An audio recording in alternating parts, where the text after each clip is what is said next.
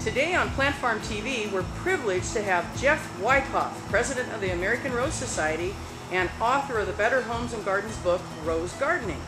Jeff is here to talk with us about his 10 principles of rose pruning. Welcome, Jeff. Thank you. Everyone thinks that rose pruning is an extremely important function. It has to be done at the right time, it has to be done a certain way. You have to have certain kinds of tools, you have to hold them a certain way. All this mystery as we go into spring when the pruning starts. In actuality, rose pruning is the least important thing probably you can do for your roses, behind good care and culture, which includes planting, watering, feeding, things like this. That's what makes a good, vigorous rose. And so pruning is important, but not that important. And if you do it wrong, you can always correct it and do it better next year. In that case, my 10 principles of pruning. Number one is what I call prune to what you've got. What that means is that if you have a plant with two little canes coming out, you're not going to be able to prune to a nice vase shape. All of the illustrations in books show a rather overgrown plant that has 7 or 8 canes, and then they tell you to come down to the vase shape. Well, that's fine if you have that, but if you don't, you prune to what you've got. Simple as that. Number 2, pruning never harms the plant. It never reduces the vigor of the plant. All it does is redirect it. Okay, you get plant vigor, plant health by good care and culture. By pruning, you're just directing that growth into the kinds of blooms that you want and in the direction that you want. Number 3, never assume that the first pruning you do in the spring is your last word. Everything you do in the spring is based on how the plant looks then, and you're making educated decisions to prune here, to prune there, not to prune here. If you pay attention to your plants, if you go back and look at them every 2 weeks, they're going to tell you where they want to grow. That beautiful bud that you think is going to give you a good cane, you come back in 2 or 3 weeks and it may be dead. So you're always improving on your initial pruning. In fact, if you include so-called deadheading, etc., pruning is a year-long practice. You're always cutting on your rose bush. Number 4 is prune to supportive wood. By supportive, I mean something that will not only feed the new cane, but will hold it up. It supports it in 2 ways. And so on different kinds of rose types and families, you may be pruning a little differently. But you're always looking for good size, meaning in diameter, canes that will feed and will, for the most part, hold that up.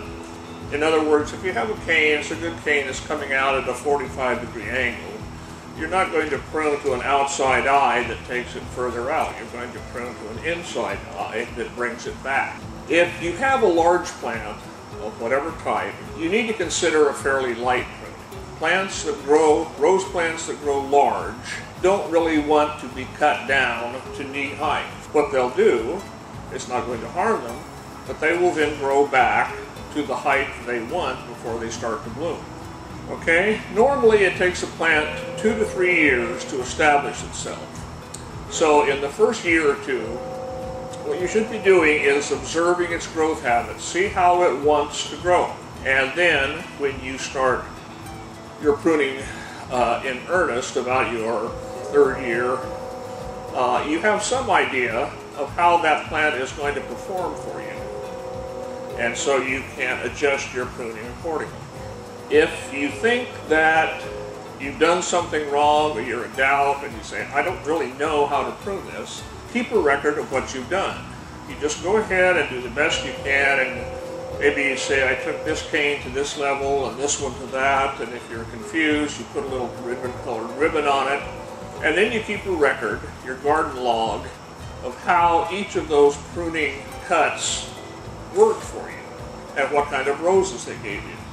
Then you can go into the next year's pruning with a little more experience and backup on how to go about that. It's always a good idea when you come out, particularly in the Pacific Northwest when we have cold weather, prune to your new wood first. And that is because those nice fresh canes are the ones that will be killed first by a hard freeze. If you come out and you have some productive but older canes and a lot of nice new ones, and you say, oh, look at those nice new ones, I'll keep those and get this old stuff out of here. You do that, you come to the new canes, and suddenly you find that they have been killed, so you're left with nothing.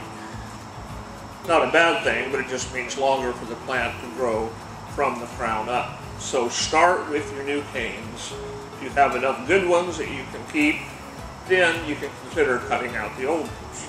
Everybody, when the sun shines, they want to go out and prune. My idea is, since most of us have more time than we do energy, go out and prune when it's convenient for you. There is no dead-on pruning time you have to observe.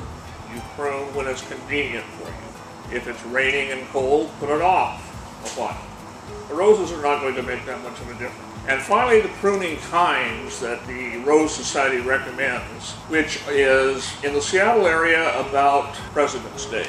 Up here, it would probably be a week or so later, probably around the end of February. These are just based on temperatures, average temperatures from the last 25 to 50 years, meaning that if you start pruning at that time, there is a very small chance that you will get a late, hard freeze that will injure the plant.